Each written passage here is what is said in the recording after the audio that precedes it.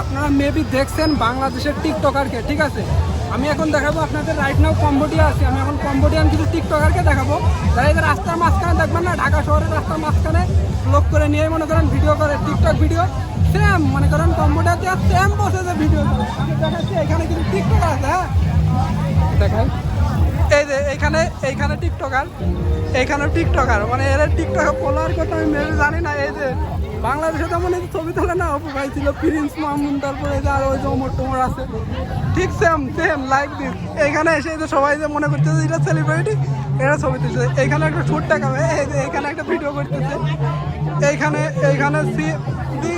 Same দেখায়, আপনার দেখাই ভালো করে। এই যে আরেকটা দেখেন, সেম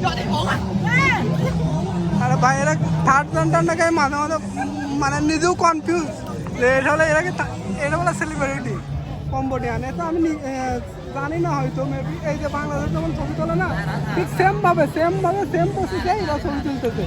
তো দেখতেই পারতেছেন, বুঝতেই পারতেছেন যে মানে করেন আমরা শুধু মনে করতাম যে বাংলাদেশে মানে বেশিরভাগ লোক এমন না, পৃথিবীর যে কোনো প্রান্তে আপনারা যেইখানে যান না কেন এমন টিকটকার আপনারা পাবেন, মানে এমন টিকটকে ভিডিও আপলোড করে সব কিছু করে, ভালোই লাগে, মানে দেখতে তো ভালোই লাগতেছে।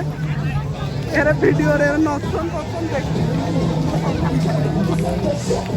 ওইখানে আরেক টিকটকার আছে, দেখলি রে ভাই রে ভাই, কিছু সেলিব্রিটি নেই, দাঁড়ান আপনি আরেকটা জিনিস দেখায়, ভালো লাগবে দেখে। এই দেখে গেয়ে দেখেন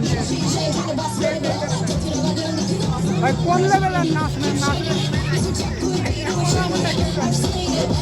কোন লেভেলের ডান্স হচ্ছে, মানে আপনি না দেখলে আরেকটা